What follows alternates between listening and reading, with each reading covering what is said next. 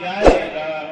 ارے بدلے گا زمانہ لاکھ مگر قرآن نہ بدلا جائے گا، بدلے گا زمانہ لاکھ مگر قرآن نہ بدلا جائے گا۔ محترم حاضرین کرام، ابھی تک آپ سبھی حضرات تلاوت کلام اللہ کی سماعت سے اپنے قلوب کو مجلہ اور مصفہ فرما رہے تھے۔ اس پر ماشاءاللہ قاری صاحب کا لب و لہجہ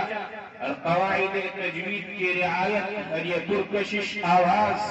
بالکل سیکل اور مغناطیسی سا کام کر رہی تھی۔ میں چاہتا ہوں کہ دل کے صاف و شفاف آئینے میں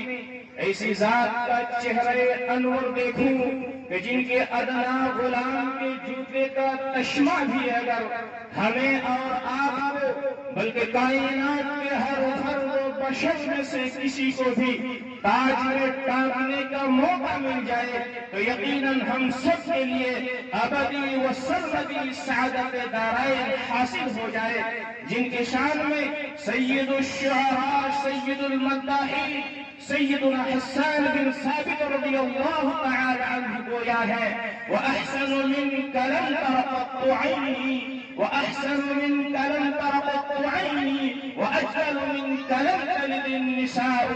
خُلِقْتَ مُبَرَّأً مِنْ كُلِّ عَيْبٍ كَأَنَّكَ قَدْ خُلِقْتَ كَمَا تَشَاءُ، کہ جن کو حق جل مجدہ نے اپنا مصطفیٰ اور مجتبی بنانے سے پہلے ان کے حسب اور نسب سے بھی مخیرہ اور برگزیدہ بنایا ہے، تو لیجیے ایسے نام جس سے چہرہ خیر الورا کی تصویر کشی، اسوے حبیب خدا کی ترجمانی اور خطبہ نبی کی کرن بھٹے گنگنانے کے لیے ہندوستان کے ایک مشہور و معروف شاعر عزیزم الطاف شوکت سلمہ ہے، جن سے میں درخواست کروں گا کہ تشریف لائیں اور آقا علیہ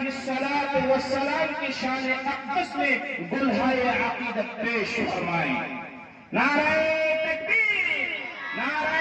تکبیر، شان رسالت زندہ باد، مدارس اسلامیہ ہند زندہ باد، مدارس اسلامیہ دار القرآن زندہ باد، علماء دیوبند زندہ باد۔ عزیزم الطاف شوکت سلمہ مائک